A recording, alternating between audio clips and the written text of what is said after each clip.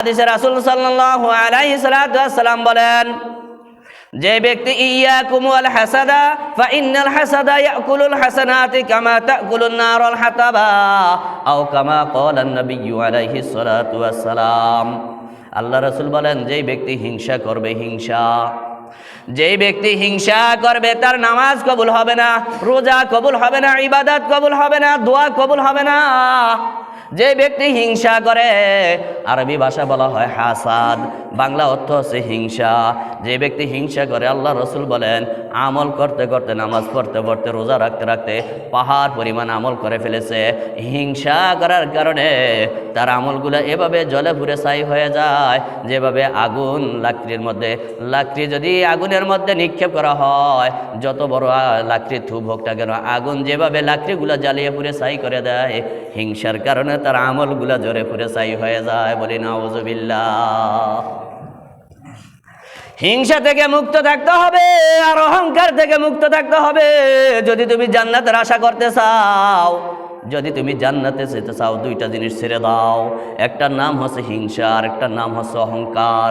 এই দুইটা থেকে মুক্ত থাকতে পারলে তোমার জন্য জান্নাত।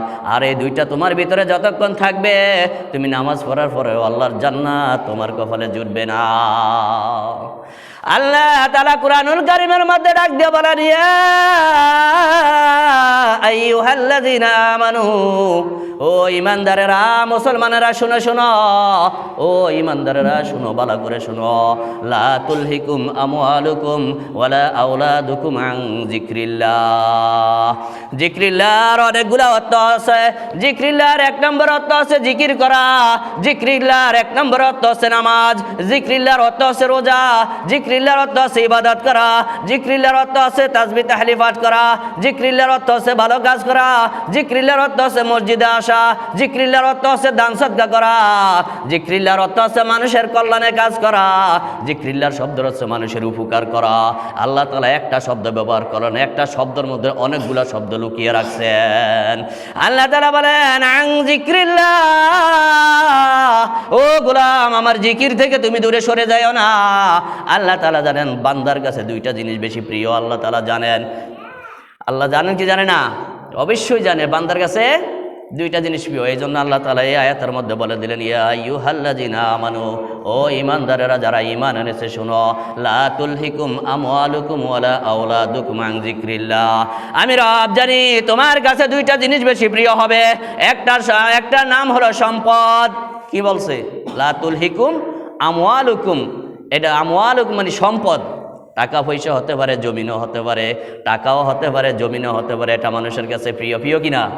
টাকার সম্পদ প্রিয় কিনা? প্রিয়। আরেকটা বলছে, লা তুলহিকুম আমওয়ালুকুম ওয়ালা আওলাদুকুম, তোমার সন্তান তোমার কাছে প্রিয়। ঠিক কিনা? যার যার সন্তান তার কাছে, নিজের সন্তানকে যে যত বেশি ভালোবাসে, অন্যের সন্তানকে অত বেশি ভালোবাসে না। আল্লাহ তাআলা ডাক দিয়ে বলেন, তোমার কাছে দুইটা জিনিস বেশি প্রিয় হবে গোলাম। আমি রব জানি, তোমাকে আমি সৃষ্টি করে দুনিয়ায় পাঠাইলাম।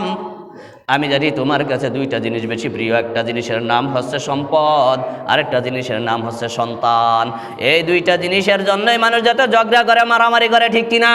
এই দুইটা জিনিসের জন্যই তো মানুষ ঝগড়া করে, সম্পত্তির জন্য আর সম্পদ আর সন্তানের জন্যই ঝগড়া। আল্লাহ তাআলা যখন মানুষকে সৃষ্টি করার জন্য ফেরেশতাদের সামনে বললেন, ওয়াইজ ক্বালা রাব্বুকা লিল মালাইকাতি ইন্নী জাঈলুন ফিল আরদি খলিফা ক্বালু আতাজআলু ফিহা মান ইউফসিদু ফিহা ওয়া ইয়াসফিকুদ দিমা ওয়া নাহনু নুসাব্বিহু বিহামদিকা ওয়া নুকদ্দিসু লাক ক্বালা ইন্নী আ'লামু মা লা তা'লামুন। ফেরেশতারা ডাক দিয়ে বলে, হে রব, ও মালিক আল্লাহ, মানুষ বানানোর কোনো দরকার নাই। এরা দুনিয়া যে ঝগড়া করবে, হিংসা করবে, মারামারি করবে, খুন খারাপি করবে, রক্তপাত করবে, এরা জুলুম করবে, এরা অন্যায় করবে। আল্লাহ ফেরেশতা মানাবা করলো, আল্লাহ মানুষ বানানোর কোনো দরকার নাই। এরা দুনিয়া গেলেই মারামারি করবে, ঝগড়া করবে। আমরাই তো আপনার তাসবিহ পড়ি, আমরাই তো আপনার ইবাদত করি। কি দরকার শুধু শুধু মানুষ বানানোর, বান্দা বানানোর? আমরাই তো আপনার তাসবিহ পড়ার জন্য কোটি কোটি ফেরেশতা আল্লাহ আপনি আমাদেরকে বানাইছেন। আমরাই তো সারাক্ষণ আপনার ইবাদত করি।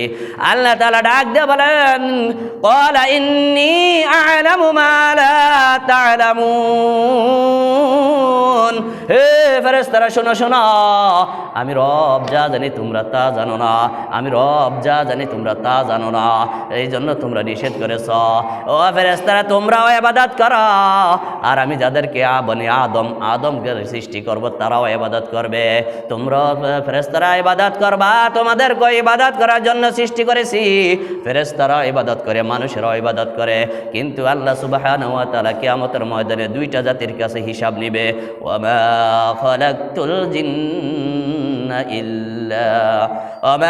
খালাকতুল জিন্না ওয়াল ইনসা ইল্লা লিয়াবুদুন। আল্লাহ বলেন গোলাম, দুইটা জাতির কাছে আমি হিসাব নিব। একটা জাতির নাম হচ্ছে জিন জাতি, আর একটা জাতির নাম হচ্ছে মানুষ জাতি। এই দুইটা জাতির কাছ থেকে আল্লাহ তাআলা কিয়ামতের ময়দানে হিসাব নিবে। আর যত মাখলুকাত আছে কারো হিসাব নেওয়া হবে না, কারো হিসাব নেবে না। দুইটা মাখলুকাতের হিসাব নিবে, জিন জাতি আর মানব জাতি। আল্লাহ বলেন এই দুই জাতি বানাইছে আমার গোলামি করার জন্য, ইবাদত